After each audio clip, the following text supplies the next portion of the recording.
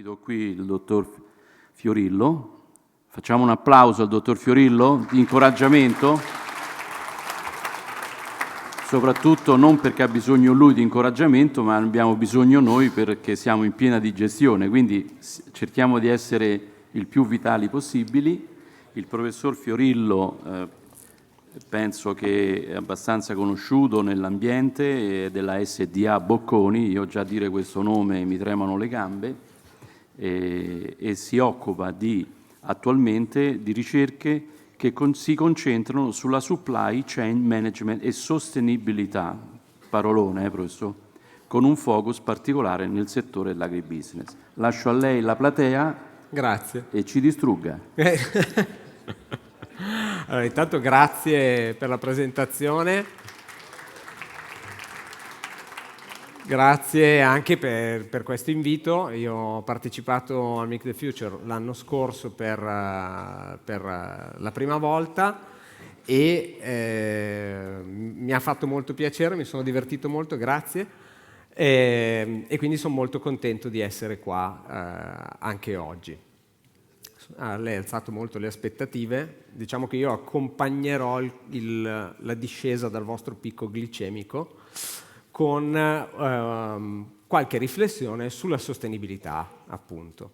Il titolo della presentazione in realtà non è molto calzante, perché non so se sapete che nel marketing nella comunicazione si parla sempre delle 5 W, che vengono dall'inglese, che sono in inglese il chi, cosa, come, dove, quando e perché. Sicuramente della sostenibilità noi spesso sappiamo il cosa, cioè cosa dobbiamo fare, perché è arrivata una nuova normativa, perché è arrivata una nuova certificazione da prendere, perché dobbiamo ridurre il nostro impatto genericamente inteso.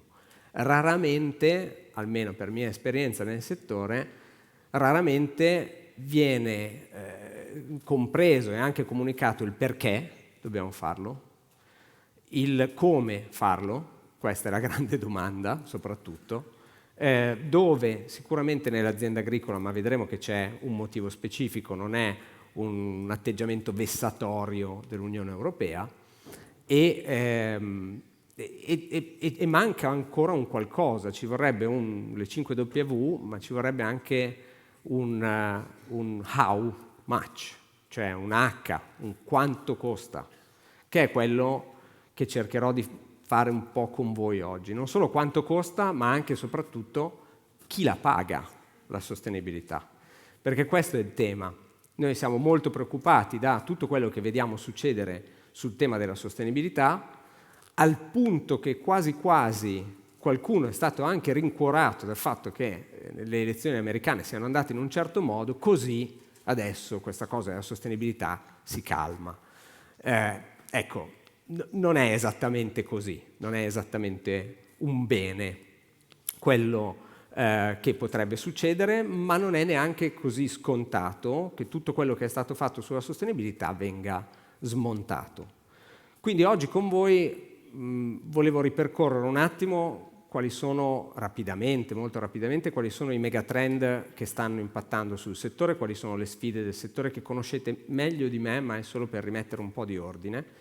Dalle sfide del settore andare a vedere quali sono le sfide per le aziende agricole in particolare e ovviamente ancora di più nel settore zootecnico, quindi andare a vedere un po' il cliente anche che cosa si trova ad affrontare, e poi vedere nella normativa dove si sta andando e come impatterà questo su, ripeto, la parte dei clienti e come possiamo contribuire in questa direzione. Perché in realtà, un po' come mi pare di aver intuito avete fatto questa mattina, ci sono delle sfide, ci sono delle criticità.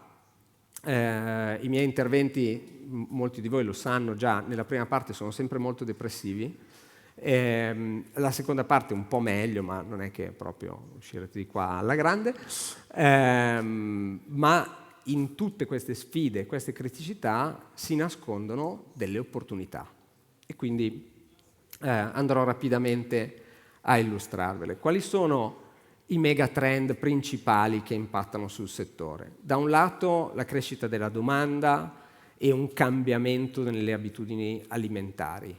Crescita della domanda che per la zootecnia in particolare è proiettata a livello globale, poi bisogna vedere il caso italiano, ma a livello globale la domanda di proteine animali aumenterà del 130% nel prossimo futuro.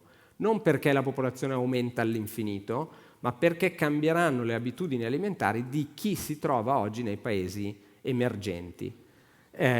E come è stato per l'evoluzione di tutti i paesi, anche in quei paesi al crescere del reddito medio aumenterà il consumo di carne. E questo da un certo punto di vista, la carne, latte, tutti i derivati delle produzioni animali. Questo da un certo punto di vista buona notizia, dall'altra cozza un po' con il tema della sostenibilità, ma lo vedremo tra poco. Aumentano la povertà, le disuguaglianze, c'è un cambiamento climatico in atto e che noi ne siamo responsabili o no, indipendentemente da come la vogliate pensare, peraltro lo siamo, aperta e chiudo parentesi, ma per quanto siamo responsabili non perché lo abbiamo fatto volontariamente, ma perché fino a un po' di tempo fa le conoscenze a riguardo non erano sufficienti per anticipare l'esito delle nostre azioni o le conseguenze dirette e indirette delle nostre azioni. Diciamo che da oggi abbiamo più contezza di come funzionano gli ecosistemi, abbiamo più conoscenze su come funziona anche certi aspetti del clima. Non c'è un modo per interrompere il cambiamento climatico. Se azzerassimo tutte le attività umane oggi ci vorrebbero forse 30 anni per riportarlo ai livelli precedenti agli anni 2000. Quindi il tema qui non è fermare il cambiamento climatico o la lotta al cambiamento climatico, qui il tema è come ci adattiamo al cambiamento climatico. E l'adattamento è un'altra opportunità di business. Da qui, dall'adattamento, si innesta poi un trend di innovazione tecnologica, di iperconnettività. Anche le aziende agricole oggi, tutte le aziende in tutti i settori, ma anche le aziende agricole si stanno connettendo sempre di più grazie allo sviluppo delle tecnologie digitali.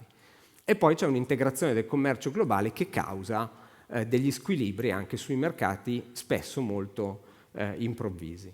Come si traduce questo per il settore? Bisogna sicuramente aumentare la produttività, bisogna sicuramente aumentare l'efficienza con cui utilizziamo le risorse naturali e iniziare a ragionare non più di mera produzione, cioè non più di volumi prodotti, questo l'avrete sentito molte volte, forse anche da Gwendalina stamattina. Non si tratta più di parlare di quanto ho prodotto, ma di cosa ho prodotto in termini nutrizionali, perché un po' come misuriamo il tema del cambiamento climatico con la CO2, il tema della food security a livello globale viene misurato in termini di nutrienti. E quindi noi dobbiamo iniziare a ragionare di produzione in termini di nutrienti. E poi c'è un tema di distribuzione del valore lungo la catena, che non è facilmente eludibile, perché lungo la catena, lungo la filiera agroalimentare, in tutti i paesi industrializzati e avanzati, l'agricoltura fisiologicamente cede valore aggiunto alle fasi a valle e a monte, e questo è un po' fisiologico, però certo non possiamo neanche mettere in condizione gli agricoltori di non poter sopravvivere e di non riuscire ad ottenere un prezzo equo. Quindi queste sono le sfide del settore. Le aziende agricole dal lato loro che cosa subiscono? Subiscono la volatilità dei prezzi, la volatilità delle rese, la volatilità anche della qualità della produzione, la volatilità dei prezzi per effetti del mercato globale, la volatilità dei prezzi degli input più o meno per lo stesso motivo, e poi la volatilità della resa e della qualità per effetto del cambiamento climatico. In generale gli input produttivi per le aziende agricole aumentano sempre di prezzo, sono aumentati spesso perché legati a determinate materie prime altrettanto agricole, altre volte perché dobbiamo anche proporre all'azienda agricola prodotti a sempre maggior contenuto tecnologico. E questo significa avere dei prodotti non commodity ma specialty che costano di più. Cioè la capacità di dare all'azienda prodotti di altissimo livello per l'azienda di fatto si traduce in un aumento dei costi. Abbiamo una riduzione del valore aggiunto agricolo, come vi dicevo, che è dato proprio dal fatto che l'agricoltura in sé non riesce a sviluppare il valore aggiunto che il cliente invece ritrova in cose come il porzionamento degli alimenti, la disponibilità degli alimenti nelle catene retail, cioè detto in parole povere, il cliente finale, il consumatore. Vi ricordo che anche noi siamo consumatori, tra parentesi, però noi quando siamo diciamo in aula o su un palco ci riferiamo sempre ai consumatori come se fossero un animale diverso, ma in realtà siamo anche noi consumatori. E noi stessi non ce ne rendiamo conto, ma facendo la spesa al supermercato, noi quello che valorizziamo non è la materia prima, raramente la materia prima. Sul fresco, sì, sul fresco lo valorizziamo, ma su tutto il trasformato noi non valorizziamo la materia prima, valorizziamo il fatto che il prodotto sia lì, sia disponibile, sia porzionato, sia nella quantità, sia conservabile, che abbia una lunga shelf life. Tutte queste cose non le dà l'agricoltura, le dà la distribuzione e la trasformazione. Quindi è per questo che dico fisiologicamente del valore aggiunto viene ceduto nella filiera. Le aziende agricole sono distanti dai loro stakeholder, cioè sono proprio fisicamente distanti dal cliente finale, quindi qualsiasi variazione nelle preferenze del cliente finale è sempre intermediata dalla trasformazione o dall'industria, ma sono distanti anche, in un certo senso, da chi produce gli input per la produzione, distanti anche dal punto di vista tecnico, tecnologico e scientifico, perché a volte c'è difficoltà anche nel far capire qual è il contenuto valoriale del valore di quel prodotto lì, che è un valore ad alto contenuto tecnologico. E infine le aziende agricole sono, e questo tutti lo siamo in qualsiasi settore, a monte, a valle dell'azienda agricola siamo oberati dalle normative. E le normative vengono principalmente dall'Unione Europea, anche qui come se fosse un'entità diversa, ma l'Unione Europea purtroppo per fortuna purtroppo siamo sempre noi, e quindi se ci sono queste normative non c'è anche qui uno scontro, c'è una volontà dell'Unione Europea. Alcune normative interessano direttamente il settore agricolo, altre le interessano indirettamente, come la CSRD, che obbliga alla produzione del bilancio di sostenibilità sostanzialmente, la Corporate Sustainability Due Diligence Directive, che obbliga a controllare l'integrità della filiera in termini ambientali e sociali, tutta la filiera, e associa al non controllo anche un rischio penale. Quindi, detto in parole povere, se qualcuno all'interno della filiera commette qualche tipo di reato ambientale, c'è una responsabilità che ricade anche su chi non ha controllato a valle, sui clienti a valle. Tutte queste normative però avevano un senso, l'esecuzione è discutibile, il modo in cui sono state comunicate ed eseguite è discutibile ed è per quello che ci sembrano vessatorie, ma il senso di tutte queste normative c'era. Non voglio divagare troppo sull'impianto normativo, sulle normative in sé, però fanno tutte parte del Green Deal, che è lo strumento con cui si finanzia la legge europea sulla neutralità carbonica, okay? La European Climate Law sul clima, che ci impone entro il 2050 di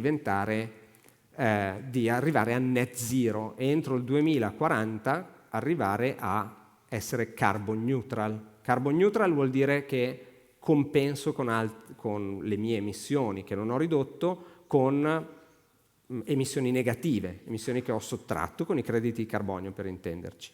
Net zero vuol dire che abbiamo abbattuto l'85%, se non sbaglio, l'85% delle emissioni che avevamo al punto di partenza. Il Green Deal è il modo per finanziare questa transizione e nel Green Deal il finanziamento di queste operazioni che servono per arrivare a net zero passa attraverso il sistema bancario. Perché è stato chiesto al sistema bancario, in un certo senso, di adeguarsi a delle normative tutta la normativa ESG, di cui avete sentito parlare, Environment, Social and Governance, per impiegare i capitali che vengono presi a prestito dalle banche, dalla Banca Centrale Europea e dalla Banca d'Italia, per impiegare i capitali su iniziative di sostenibilità. Allora, a cosa serve il Green Deal? A finanziare la transizione. Perché la transizione? Perché l'Unione Europea non ha peso, in un certo senso, geopolitico, e l'unico modo per avere un peso geopolitico in questo momento era liberarsi dalla dipendenza dei carburanti fossili. Noi siamo dipendenti per petrolio, gas e quant'altro da paesi che dovrebbero essere amici, teoricamente, ma paesi anche che sono apertamente nemici. L'Unione Europea questo lo ha fatto non per gli ambientalisti. Gli ambientalisti a livello elettorale contano come i due di bastone quando a briscola c'è denari, scusate la franchezza. Questo non è stato fatto dagli ambientalisti, è stato fatto soprattutto per una visione strategica. Diversamente l'Unione Europea non ha alcun peso geopolitico, tant'è che se fate caso noi ci inseriamo nei dialoghi interrompendo quelli che stanno parlando sostanzialmente, nel dialogo internazionale. Quindi la normativa ha un senso, la normativa aveva una ratio, l'esecuzione sì, è opinabile, perché fondamentalmente è arrivata così, come un treno in corsa, senza preavviso, e noi abbiamo dovuto piano piano adeguarci.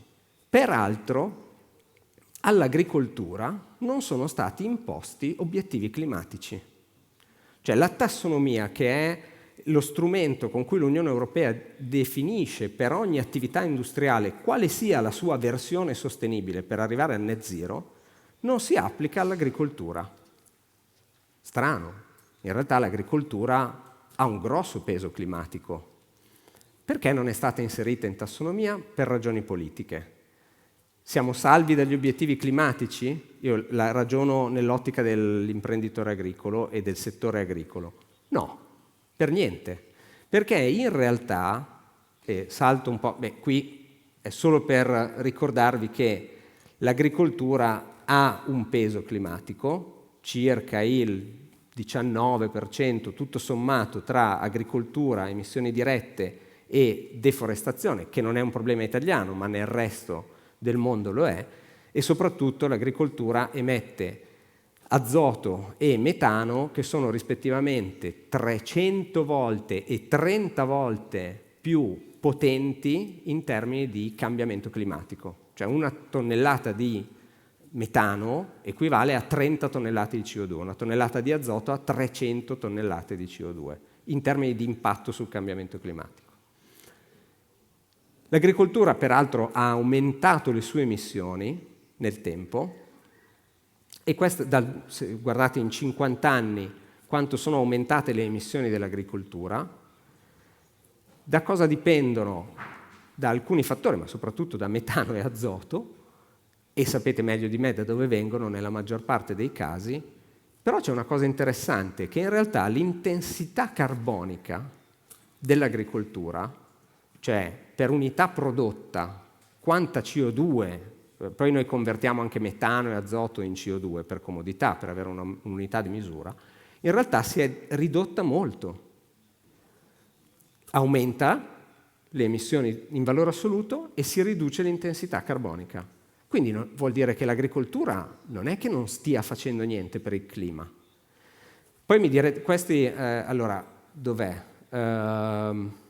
Cattle, ok, in rosa avete la produzione dei bovini, in blu ovini e caprini e quant'altro, in verde, capre, in blu, in verde pecore.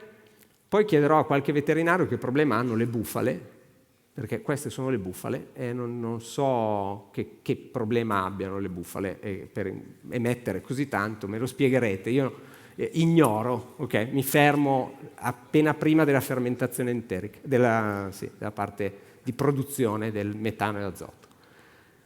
Perché l'agricoltura, che pure emette così tanto, che pure ha un impatto così rilevante, non è in tassonomia? L'abbiamo detto, è una ragione politica, lo sappiamo, se no ci troviamo i trattori a Bruxelles e quindi noi la escludiamo, ma qual è il punto? Che in realtà, permettetemi di saltare avanti un attimo, poi torno indietro, in realtà le emissioni, presa tutta la filiera, le emissioni di tutto il settore alimentare, il 93% di queste emissioni sono emissioni indirette, scope 3. Vuol dire che queste emissioni vengono dall'agricoltura. La trasformazione ha un po' di emissioni dirette legate ai processi, poca roba, circa il 7%, altrettanto, poco meno, meno del 7%, e insieme alle emissioni legate alla produzione di energia che viene usata negli impianti fanno in totale il 7%, il 93% dipende dall'agricoltura e dalla logistica. Quindi io non metto vincoli all'agricoltura, io Unione Europea non metto vincoli climatici all'agricoltura, li metto alle aziende della trasformazione, e se le aziende della trasformazione vogliono ridurre l'impronta carbonica devono chiederlo alle aziende agricole. Cosa che ultimamente non è così facile, perché fino a ieri io potevo pagare dei premi alle aziende agricole. Qui alle aziende della trasformazione stanno dicendo o tu diventi sostenibile o tu esci dal business. E questo mi aspetto che nel prossimo futuro alle aziende agricole si traduca in o tu mi dai prodotti decarbonizzati o io non compro, non posso comprare, tantomeno darti un premium price. E qui si complicano le cose. Se non fosse solo la normativa, e torno indietro, ci sono i consumatori che vogliono prodotti sostenibili. Sono più attenti, la generazione Z è molto attenta a non ci capisce una mazza, scusate la franchezza, non ha competenza tecnica, scusate, lo ritraduco in termini un po' più aulici, ma vuole sostenibilità nei prodotti. La generazione Z in questo momento non sta comprando poco in determinati settori, moda. Nell'alimentare non è ancora il primo decisore d'acquisto, rimangono i genitori, ma la generazione Z ha 25 anni, più o meno. Adesso non so, ho perso un po' il conto delle generazioni. Come sapete, per me, dopo il 79 non è più nato nessuno, quindi. E chi è nato negli anni 2000 ha un problema con me personale. Ma al di là di questo, tra poco saranno decisori d'acquisto, entro pochi anni. E che cosa compreranno? Perché a loro non interessa tanto il tema del prodotto italiano, prodotto artigianale, la maggior parte dei prodotti per loro nasce in frigorifero, e si sviluppa in frigorifero anche. Quindi noi dobbiamo essere in grado di essere pronti per questa cosa. Non che io sia, anzi, sono assolutamente contrario a questo tipo di manifestazioni, ma ci sono milioni di ragazzi che credono in qualcosa. Tutti abbiamo creduto in qualcosa a quell'età lì, poi ci siamo ricreduti nel tempo, e oggi la sfida è molto sentita, difficilmente si ricrederanno. Se non bastassero loro, ci sono gli investitori. Sono stati impiegati 30.000 miliardi di dollari in investimenti verso la sostenibilità a livello globale. Ora, Trump può fare quello che vuole, ma chi ha messo 30.000 miliardi di dollari non gli permetterà di fare quello che vuole. Perché cosa facciamo? Chiudiamo tutto, dismettiamo 30.000 miliardi di asset investiti. Sembra improbabile questa cosa. Mi sembra che questo, siccome il tema per noi, almeno per me, il tema del capire le cose è sempre nella logica di follow the money, se io devo seguire i soldi, direi che la sostenibilità non è un trend passeggero, perché questi investimenti, tra l'altro, sono investimenti anche lunghi. E dalla sostenibilità dipende oggi anche la valutazione di un'azienda. La maggior parte della valutazione di un'azienda, cioè quanto costa questa azienda, in tutti i settori, una grossa parte, più del 50%, non dipende da cosa sta facendo oggi l'azienda, ma da cosa potrà fare domani in relazione alle emissioni di carbonio, il clima, gli aspetti sociali, perché le pressioni vanno in quella direzione.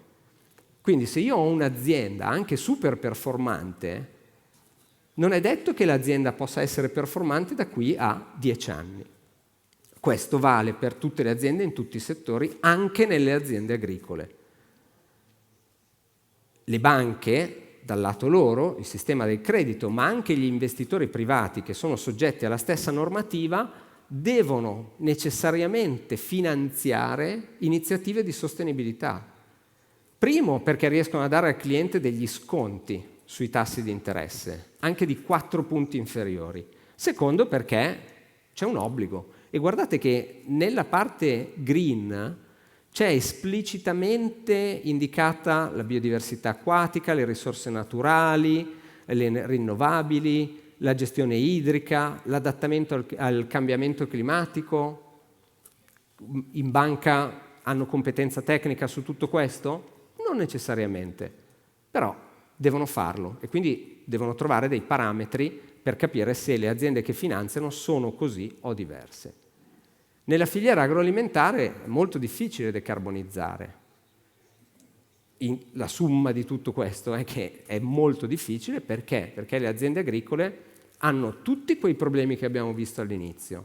In più gli viene messo un nuovo carico dal cliente, dalla normativa, da tutto quello che volete, gli viene messo un nuovo carico che è devi decarbonizzare. Chi non riesce a decarbonizzare soprattutto nella filiera della carne e del latte. Vi ricordate che prima dicevamo le emissioni in agricoltura sono cresciute ma l'intensità carbonica è decresciuta? Noi non riusciamo a stare al passo in termini di emissioni della crescita della domanda.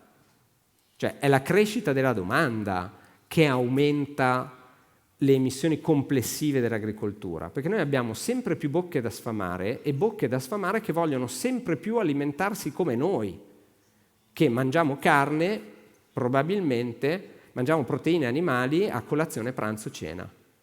Se tutto il mondo inizia a fare così e noi non riusciamo a trovare il modo di decarbonizzare quella produzione, non raggiungeremo mai gli obiettivi climatici. Se non raggiungiamo gli obiettivi climatici, l'Unione Europea ha sperperato dei soldi.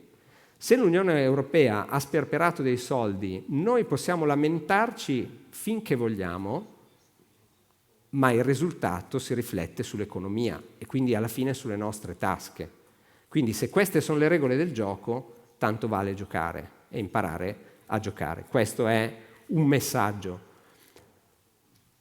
Nelle aziende agricole ad oggi è ancora molto difficile fare una carbon footprint e capire dove andare a decarbonizzare e che cosa. Noi l'abbiamo fatto, abbiamo sviluppato un modello omnicomprensivo, non è automatizzabile per farlo bene e questo è solo per darvi un esempio di un'azienda agricola che ha praticamente tutte le produzioni e come vedete c'è una grossa porzione delle emissioni che viene da metano, dai fertilizzanti, dalla produzione dei fertilizzanti e una porzione che viene dall'allevamento. Hanno poco allevamento, hanno su un'azienda molto grande hanno 2 stalle. Okay? Qui stiamo parlando di una delle 2 più grandi aziende in Italia, okay? Non quella che avete in mente, l'altra.